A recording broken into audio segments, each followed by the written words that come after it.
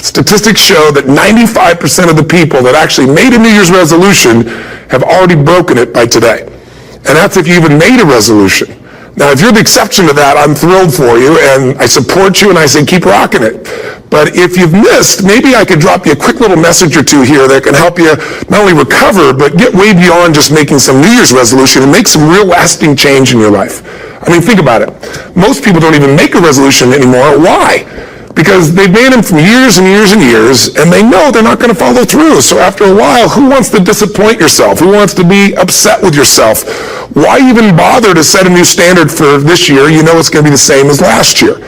If you're the kind of person watching this right now, and you've actually opened this email and you haven't shut me off already, then obviously that's not you. So the question is, what is it that makes us even want to make a resolution? I mean, it's an interesting question. Why is it at the beginning of the year we have this tradition, but it goes beyond tradition. It's something inside of us that makes us want to make things better.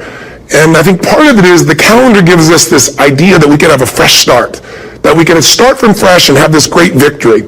And it's really, the calendar itself is quite arbitrary. It's wonderful to use it, but if you didn't use it effectively, let's use the calendar to serve you today. Let's just see, what does it really take to make this thing happen? Because there's no denying that inside of you, the only thing that's going to make you happy in the year ahead and the decades ahead is going to be having you have an experience where on a regular basis, you feel like your life is making progress. If there's one thing I teach, and I want to remind you of it, it's really simple. Getting things is not going to make you happy. That's good news in a tough economy. It's a good reminder. It doesn't matter what you get. It doesn't matter whether it be money or opportunity. All those things might excite you for the moment. Even a relationship, as magnificent it may be, might be exciting for a while. But if you don't keep growing, that relationship isn't going to stay exciting. So the secret to real happiness is progress. Progress equals happiness. And if we can make progress on a regular basis, we feel alive. And that's why at the beginning of the year, we get this thing like, okay, I can have this fresh start. I could really do what my soul desires. I could expand. I could grow. I could improve. I could change. Or maybe better than change, I could progress. See, think about that. Progress is an aliveness to it, doesn't it? You don't have to work at changing. People say all the time, well, I'm working on changing. Don't worry about it. You don't have to work on changing. Change is automatic. Your body's going to change whether you want it or not as the years go by. No matter how hard you work, there's going to be some changes going on there. The economy is going to change no matter what you want it to do. The weather is going to change. Relationships are going to change. Everything in life is always changing. We don't have to work on change. Change is automatic, but progress is not. So if you want to make real progress, then you really got to look at your life in a different way. You got to say, I got to take control of this process and not just hope it's going to work out like people do who make a resolution. Because really, isn't that what they're really doing at the beginning of the year? They're saying, well, here's my resolutions for the year, and they really basically tell you their wishes. It's their wish list. It's what they hope it all comes together. And then they call it a resolution, but they don't know what a resolution is. When you resolve something, to have a resolution is to resolve it. When you resolve, this is how it's going to be. That's when you cut off any possibility except the thing you've committed to. It's like the old adage, if you want to take the island, you burn the boats. Because when you burn those boats, there's no going back. You're going to find a way to make things work. And most people, they're stating what they hope will come together, and if it doesn't happen, then they're disappointed, but they're not too disappointed because they're not too vested. What does it take to successfully create a lasting change in your life? To not only have a New Year's resolution you follow through on, but really have a lasting change? Well, the first step for lasting change is very much like making a New Year's resolution. Fundamentally, it's the same. The first step is you got to have a vision for what it is you really, truly want. Not what you think you want or what you should have. I mean, what are most people's New Year's resolutions? Oh, I'm going to stop eating sugar. I'm going to stop smoking. I'm going to lose 10 pounds. The problem with that is it's not very inspiring for most people. It's not telling you what you're going to get. It's only what you're not going to do. And it's kind of hard to have you move forward with that. A vision is about what you're here to create. A vision that really works is one that excites you. If you say, well, my resolution, my goal, my outcome for this month, this week, this year is to lose X number of pounds, that's okay, but it's not very compelling. It has to be a compelling vision. It's got to have something that has the power to pull you, not something you have to push yourself to do. Those are two different kinds of motivation. Push requires willpower, and willpower never lasts. What will last is pull. Having something so exciting, so attractive, something you desire so much that you have a hard time going to sleep at night and you get so up early in the morning to rock it and take it to the next level. That's what you're looking to create. And that isn't easy to get. But one of the reasons we do seminars and events and we say, why do that? Why not just read a book or something? Is because when you get in an environment where you're with people that are being put in a peak state, like when you're going to a sporting event, if you watch a sporting event at home, it might have a certain level of excitement. But when you're in a stadium with 50,000 people, suddenly it has a whole different level of intensity. And we feel that. And the bottom line of our follow-through comes down to our emotional intensity. In a different state of mind, you're going to come up with a much better and a more exciting vision than if you're sitting on the couch going, okay, what are my new resolutions for this year? And you're doing it the morning after the new year started and you're a little inebriated. And the football game's on in the background. Probably not going to have the power of focus there. Probably not going to have the power of the energy to create something that's going to pull you for this year. And you got to do that. So it's got to be a vision that's compelling. Something that it's going to be a gift to make sure that it happens. And also, along with that compelling vision, you got to have strong enough reasons that you're going to follow through when the going gets tough. That's one of the biggest things missing for most people. They say, this is what I want to do. It's not very exciting. It's not very compelling. But most importantly, they don't have strong enough reasons to push themselves through what's going to be necessary to get that dream, to get that goal, when the inevitable challenges come up, when you're starving, hungry, and you're trying to go on a diet, right? When you got no time and you're stressed out and you haven't worked out still, and that's what you're supposed to do. When the economy gets tight and what you thought you were going to do doesn't work, and so you give up on the goal instead of finding another way to get there. You don't let the fear take you over if you've got strong enough reasons. Those reasons can be positive, or those reasons can also be negative. They can be, if I don't do this, this is going to cost me. And if I do this, this is what I'm going to gain in my life. Reasons come first, answers come second. If you get a compelling vision and you got strong enough reasons that will push you through the tough times, you're going to do things other people don't do. Instead of collapsing, even if you get off target, you won't go, I blew it. You'll get right back on target, make the change, make things happen. And I know you've done this in many areas of your life. Just think about it again. I'm not teaching you something really new here today. I just want to remind you of what your soul knows. You got to change, you got to improve, and you got to go through a simple process fundamentally to make that progress. First step, vision that's compelling. Second step, make sure that there's strong enough reasons to follow through. Third step, you got to review it and feel it every day. I mean, anything. Have you ever had this happen in your life? Has there been anything in your life that you've ever wanted so badly? You were so desirous of it. You had such a hunger for it that you couldn't stop thinking about it. Could have been a career move, could have been when you were a kid, a car, it could have been a relationship, it could have been anything, but you were obsessed. You wanted to make this happen. You wanted to attract this to your life. You just wanted something. And you didn't even know how to get it. But it was so compelling to you. You kept thinking about it every day, envisioning it, imagining it, feeling it. And then stuff happened. And suddenly you started to attract people or situations to your life, and it just came together. Like, you didn't even have a total plan. It was just that it was so a part of your focus with so much intensity and emotion so often that it sensitized you to notice anything that could get you there. There's a part of your brain called the reticular activating system. For short, we call it the RAS. That part of your brain determines what you notice in the world. And it's really important because when you set a goal, when you get really clear on a vision, and there's strong enough reasons, and you review it enough, and it becomes a part of you, that part of your brain says, anything that relates to this, I need to notice. It's like, did you ever buy a certain kind of car, or maybe a certain outfit, and suddenly you see that car everywhere, those outfits everywhere? Well, the cars were always around, but why do you see it now? Because your RAS knows this is important, this is part of my world now. Similarly, when you really get clear, and it's compelling, and you're reviewing it every day, you've got strong reasons, you're reviewing it every day, and you're feeling it, the brain becomes incredibly acute at noticing anything to get you to move forward. And so that's the power of this. So, what do people do with New Year's resolution? They come up with something they kind of want. It's not a compelling vision. They don't really have strong enough reasons, and they never review it again until they notice that they broke what they said they really want to have make happen, because they didn't really resolve. If you resolve, you got the vision, it's compelling, you review it daily, and you feel it, you envision it, and you experience it. Simple as it sounds. Now, ultimately, what is this really about? Ultimately, if you're going to have lasting change in anything, you're really talking about just raising your standards. I always tell people, if you want to know how to change your life, I give it to you in 3 words, boring as it sounds: raise your standards. And what does that mean? Corny as it sounds. Raise your standards. Oh, thank you for the breakthrough thought, Tony. I'm glad I wasted my time watching this little email with you. But think about it. Lasting change is different than a goal. You don't always get your goals, but you always get your standards. Maybe it would help you is to think about it this way. I try to explain standards to people with a different set of words. Think of it as everybody in life gets their musts. They don't get their shoulds. Like, think about it.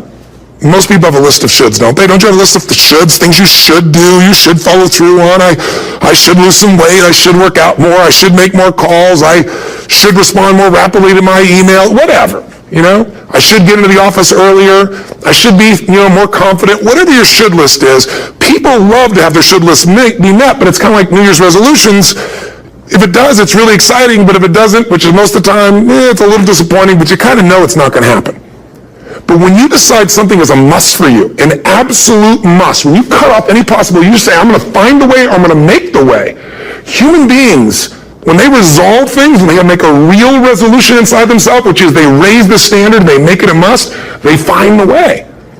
Think about it in your own life. Haven't you had some area of your life where you raise your standard and your life has never been the same? Maybe at one time in your life you smoked cigarettes, or you did something and you did it for years and you kept trying to change it and kept telling yourself I should. And then one day something happened. Something just clicked you over. Something took you over that kind of tipping point. And inside yourself you said no more. And it was a very, very different experience, wasn't it? Something inside of you shifted, and what was a should became a must, and you've never gone back. Is there an area like that in your life you can think of? Again, did you ever smoke cigarettes? Did you ever eat a certain way, drink a certain form of alcohol, and then finally say no more, and you just don't go back? And notice this, it doesn't really take any willpower anymore. Because somewhere when we make this click, when we make something a must, we attach ourselves to it.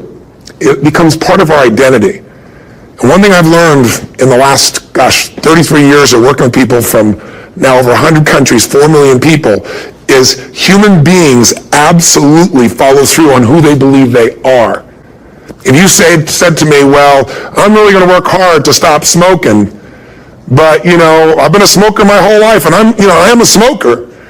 I know your days are numbered. You're going to be back smoking cigarettes again, because we all act consistent with who we believe we are. I tell people the strongest force in the whole human personality is this need to stay consistent with how we define ourselves. If you define yourself as somebody who is really conservative, you're not going to be crazy and act nuts unless you're really drunk or something, and then you can say it's the alcohol, when it's really just you finally getting permission to be yourself. The alcohol is your excuse. If you're a really crazy person, you act crazy, outrageous, playful. You don't act conservative because it's not who you are. Very often people say, well, I can't do that. I'm not that kind of person. And I always say to people, really, when did you define yourself? I mean, really, how many years ago did you come up with what you could and couldn't do in your life? How many years ago?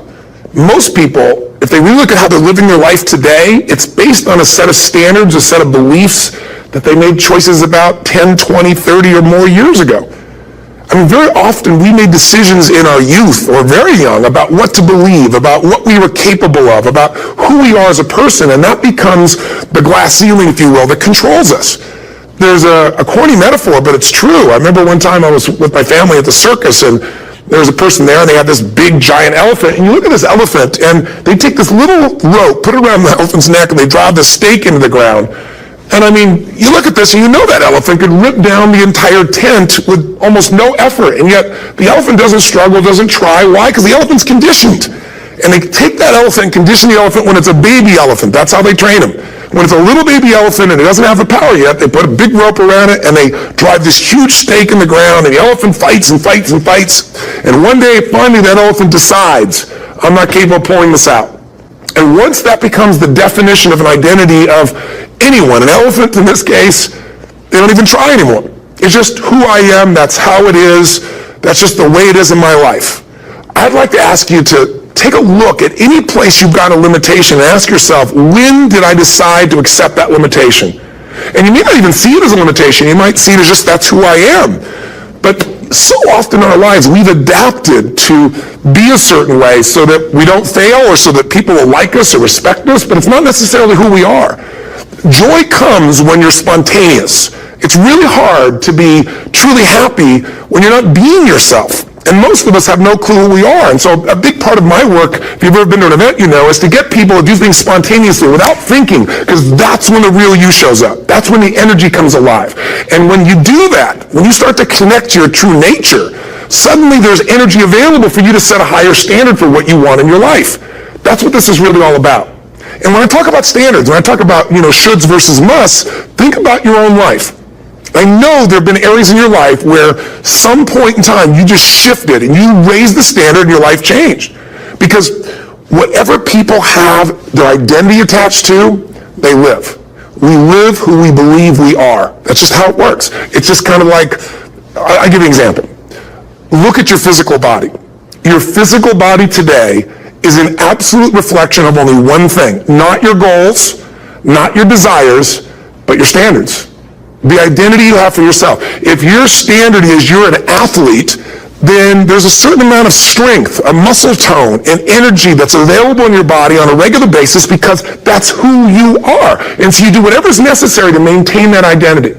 Again, the strongest force in the human personality is this need to stay consistent with how we define ourselves. Because if you don't know who you are, you wouldn't know how to act. Once you lock in on that identity, your brain finds a way to keep you there.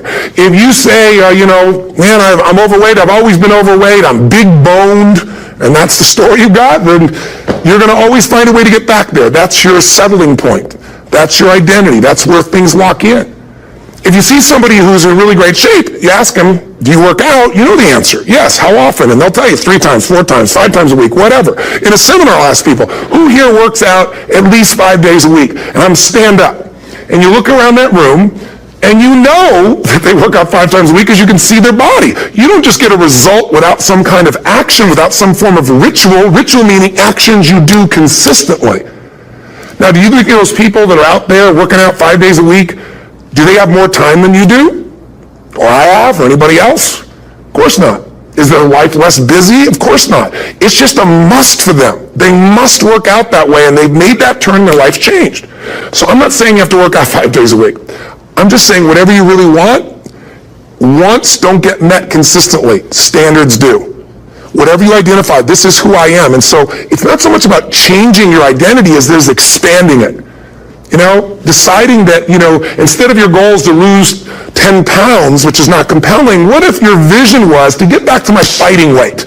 This year, this month, this next 90 days, I'm going to transform my body. I'm going to take on a new challenge. I'm going to find some technique or strategy. There's a million of them that can reframe myself where I want to feel younger, stronger, more vibrant than ever before. Here's my reasons. Because I want the energy to really make my life work. Because it's tough out there, and I want to be stronger than I've ever been before. I want to go in front of the mirror, and if I'm naked, not, want to laugh. I want to look there and take a good look and go, yeah, I'm proud of whatever I see there. Whatever it takes, something's going to make you laugh, smile, something's going to tease yourself, but something's going to move you to another level. If you identify yourself in a new way, and you own that every day, and that becomes the standard of how you live, you'll find the way to make that standard real. Money's the same way. Think about it. It doesn't matter what's happening, quote unquote, in the marketplace. People that make money find a way to make money no matter what, don't they? I mean, most people's standard is to pay their bills. So that's what most people find a way to do, even when economic times get tough. Most people, if that's their absolute standard, they find a way. Some people's standard is pay their bills most of the time. And so most of the time they do. Some people's standard is not just to pay their bills, but to take care of their family and maybe even some of their friends. And they find a way. In fact, some people may be in a family where they don't have enough money. They barely have money to pay their bills. They work their guts out. And then somebody, their mother, their father, somebody else, their sister gets ill, and there's not enough money to take care of it. Nobody else has money in the family. They don't either, but they find a way to get that money to take care of their mother or father, don't they? And pay their bills. They never could do it before. Why? The situation made them raise their own standard. And not everybody does that. Somebody else in the family might have money and still not take care of their mother. It all comes down to the inner game, my friends. Changing your life is a change in the inner game. The outside world you can't control, but you have absolute control over this one if you learn the dynamics of what shapes you. And identity is one of those simple, clear, fundamental basics that if you start to shift it, everything else will shift in your life as well. Some people, by the way, have to have more than enough money to do what they want, when they want, where they want, with whomever they want, contribute the way they want. If that's their must, they find a way. I know that sounds overly simplistic, but it's true. Somebody once said you can take all the money in the world out of the hands of everybody, out of all the wealthy people in the world who are really successful, give it to other people. It wouldn't take too long. Those people would have it back in their hands. It's not because they're manipulative. It's because they have a standard. Some are manipulative, don't get me wrong, but they've got a standard of what they're going to find a way to make happen. I'm just simply saying to you, take those 3 magic words and live them. Raise your standard. And if you really want to do it, then I'll tell you the most important secret. Have you ever done this? Have you ever told yourself you're raising your standard? Okay, I'm going to go make this happen. I'm going to go make this much money. I'm going to transform my kids. I'm going to create the ultimate relationship in my life. I'm going to transform my body, whatever it is.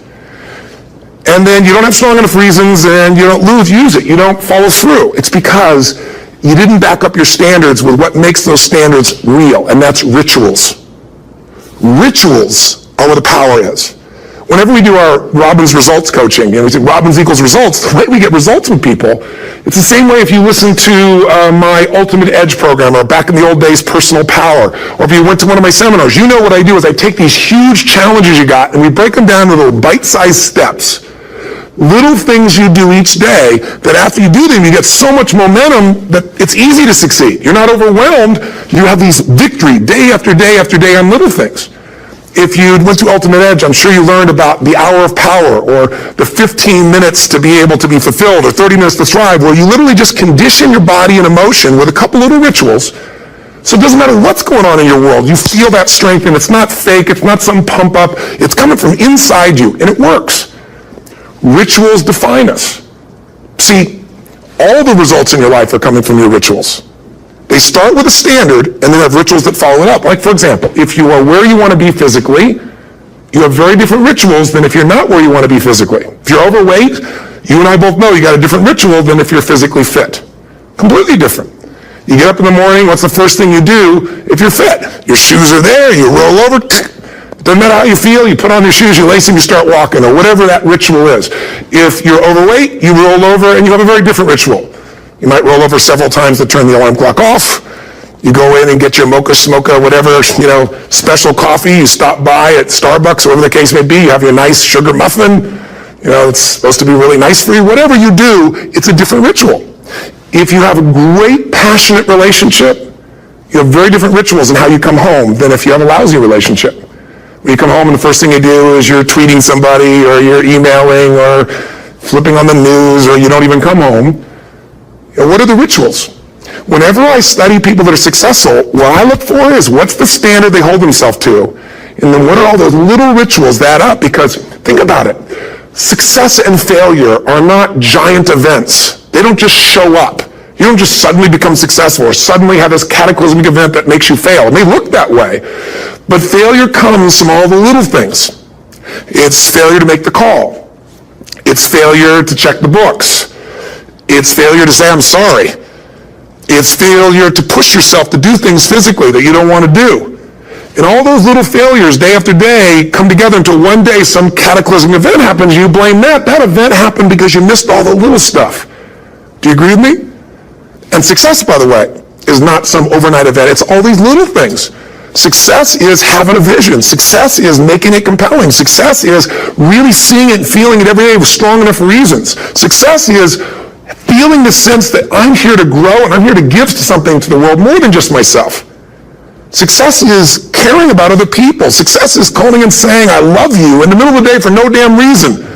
Or sending a note. That'll change your relationship. Have a ritual of something funny, playful, or a surprise you do. How many relationships are dead today because they have no surprise rituals anymore? You need to have some rituals, some cool things you do that nobody else does that gives you a better life than anybody else has. All the little stuff. That's where success comes from. In business, it comes from delivering more than anybody can imagine. All those little things add up. People go, wow, that's who I want to do business with. It's true in any area of your life. So if you look at somebody who's really successful and you think, wow, they're so amazing, they're such a genius, you got to dig underneath and you got to remember something. People are rewarded in public for what they've practiced for years in private. Myself and my business people say, how do you get up and speak? And you have no notes and you go for 3 days and nights and the room is like, everybody's wired and it's incredible. It's like a rock concert. How do you do that? How do you have that confidence? Oh, and it's not confidence, it's experience now. But I did so much behind the scenes and I still do to make things right. How many people would know that since the time I was 17 years old, before I walk out on stage, still do to this day, wouldn't need to do it, but I still do it, I never walk out there without being in an absolute peak state of mind. You know, there are days my back is hurting, my throat is hurting, or I may have had a challenge, or my father passed away, and I've still got to deliver for these people because my standard is give my all every time. Every event has to be better.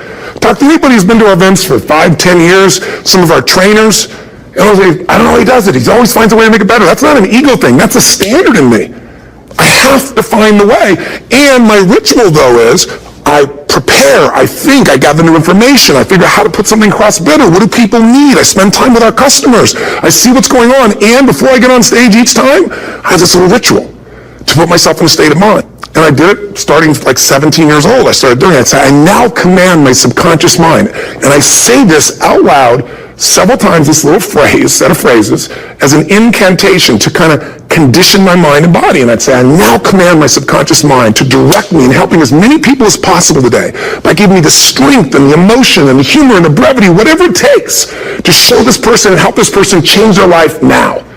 And I started out with a person when I worked with people one-on-one, and I would do that for 45 minutes driving in my Volkswagen to go serve and coach somebody for the first time. Now I don't say that person, I say these people, and I can go out in a room of 10,000 people and deliver for 50 hours, and I do it every time I come back on stage. It's a ritual to go into peak state. Peak states don't just show up, they don't interrupt you. Great ideas don't interrupt you, you've got to pursue them. I talked to Michael Jordan, I'll never forget, at the peak of his career, and got to watch his final game, saw him backstage and spent some time with him, and it was a pretty exciting time. He was the greatest basketball player I think that ever lived and has ever lived. And I asked him, I said, what sets you apart, Michael? What is it? And is it God-given talent, ability, skill? What is it? And he said, Tony, he said, I can shoot you straight, and it's not, me trying to act humble. He goes, I have a lot of talent, a lot of God-given talent, a lot of skill. I've worked really hard. But he said, really, it's my standards. He said, every day I demand more from myself than anybody else could humanly expect. I'm not competing with somebody else. I'm competing with what I'm capable of. Magic formula. Because most of us lower our standards. Why? Because who you spend time with, my friends, is who you become. One of the biggest reasons I started going to seminars when I was like 17 is I had nobody around me as a great role model. I could read about somebody, but being around people, being in that environment was very different. Finding a way to go to work with someone who lived that standard of life was very different. You get around people with low standards and you compete with it. You don't need to compete with it. It's like, okay. Remember Jerry Springer? I don't know if he's still in the air, but I remember he used to get people on the show, and I thought, where would he find these people?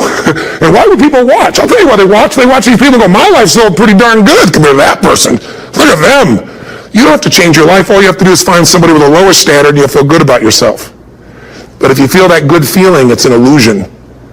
The only thing that's going to make you happy, my friend, in this year or any other, is to step up.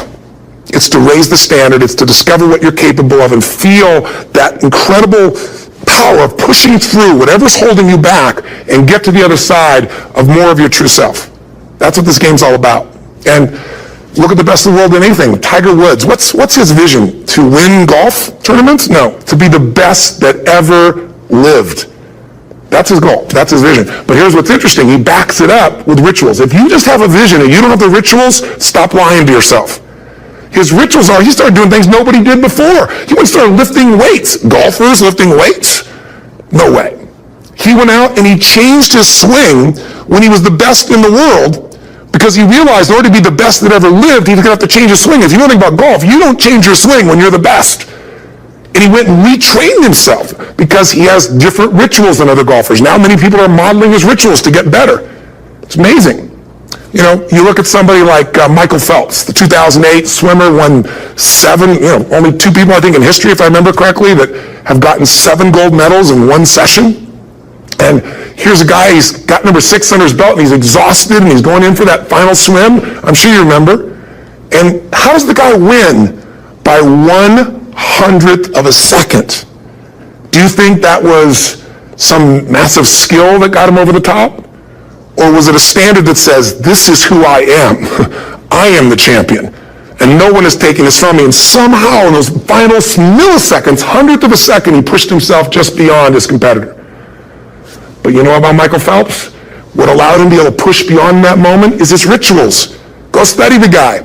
Most people who swim have these unbelievable workouts. He does 2 and 3 of those workout sessions a day. All the other swimmers in the beginning thought he was insane. You're going to overtrain, you can't do that, it's not physically possible. But he had a standard and the rituals to back it up. So here's my final message to you, because I've gotten carried away. I thought I was going to send you like a 5-minute message, but as you can see, there's no script here. It's just me going a little crazy with you. But I want to really see you get what you want this year. Don't let this year be like last. And if last year was great, still don't let it be that way. Raise the standard. If your life is perfect and extraordinary, you darn well know you're not going to be happy unless you keep making it better. That's what makes us feel alive. It's not what we get that makes us happy. It's who we become and what we're able to give because we become more. That sense of contribution is what creates the deepest meaning. So here's my assignment for you if you want one. If you want to go from conversation to some action, here's a simple thing to do. What's an area of your life right now that you really want to improve? What's an area that's important to improve? If your body's great, how about your career? If career's great, how about your relationships? Intimate one especially, or your kids, or your relationship with your creator, your spiritual side of your life. Or is it your finances? Figure an area that really matters. Decide on that area. Number 1, write down what your life is like in that area right now as specifically as possible. So you might say, well, I'm 13.5 pounds overweight, whatever the weight is, whatever the situation is, or my body fat's like this, or I wake up exhausted in the morning, and you write the truth of where you are right now. So you're real clear. Or I'm not in a relationship. I say I want a relationship, but I'm not in one, and I don't seem to find them. All the good ones seem to be gone is my belief. And I really do want one, but I don't have it. Whatever your definition. Or I'm in a relationship, and God, I wish I wasn't in a relationship. I'm planning my escape. Wherever you are. Or I have a wonderful relationship. We love each other, but there just isn't enough passion. Just write the truth of where you are. The area you want to change, but write how it is. And then the second step is, this is where you got to be really honest with yourself. What are the rituals that have put me there? Because whatever results you're getting, even if you don't like the results, there's some rituals that are keeping you in that place. There's some rituals of what you eat or don't eat, how you move or don't move, how you sleep or don't sleep. There's some rituals in the lack of variety or spice or energy or focus in an area. There's something you're doing, and it's usually not one thing, it's a bunch of little things that you kind of do consistently whenever you think about getting in a relationship, whenever you think about working out, whenever you think about money. You get yourself in a state of overwhelm. You start thinking about all the things you can't control. Just write down all the rituals you have, and then here's the third step. What do you want? What's your vision? And be really specific. I want to be my fighting weight. I want to be the strongest I've ever felt. I'm going to turn my, whatever it is, be specific. And then, last step number 4, what are the rituals that will get you there? What would you need to do differently each morning if you're going to be that kind of energy, that kind of strength? How often would you work out? What days would you work out? What time? A ritual is something you do consistently, usually at a specific time, so it becomes automatic. Let me tell you something. Willpower doesn't last, but rituals can last a lifetime. I bet you have some rituals in your life right now you've been doing for years, even though some of them don't serve you. I'm just saying, wake yourself up. If you want a new year and a new life, you don't need to start on January 1st. Start today. Start with this little video. And just begin to see what happens and see how easy it is to just do a few little rituals. Don't do them all, just do 2 or 3 new things. And you know what happens? You'll get momentum. Because once you discipline yourself in one area of your life, you feel yourself doing it in other areas as well. I always say something that my original teacher taught me. I always remind people, there's always 2 pains in life. There's the pain of discipline, or there's the pain of regret. And discipline weighs ounces, as my friend Jim Rohn taught me. Regret weighs tons. You don't have regret. So right now, what do you want to change? What's it really like? What are the rituals that got you there? That'll take a little homework. If you're not sure, ask the people around you. They'll tell you what your rituals are. What do I really want in depth? What are the rituals that will get me there? And then get yourself to start a few of those actions and lock them in place. If I can help you in any way, we're here as a company to support you. Come have an event with us. Come to Unleash the Power Within or Master University, or get a coach. You can get a free coaching session if you call our company and click on something on this. Will probably have something on it, or get a product. Or don't do anything with us, but do something with somebody, starting with you. If you make the changes in yourself, you're going to be proud this year, and no amount of money or accolades from other people can mirror the feeling of being proud of knowing you've taken back control of your life, or you've taken a great life to another level. Because once you do that, you have something you can give other people, whether it be your kids or your friends or your family. And ultimately, that's what life's about. So thanks for listening. I don't know how long I went here, but I hope this has been helpful for you. I just thought it's a new year, and I want people to be able to truly create a new life. And until I see you again, hopefully soon, or gets a chance to meet you, live strong, and live with passion. And of course, God bless to you. Happy New Year.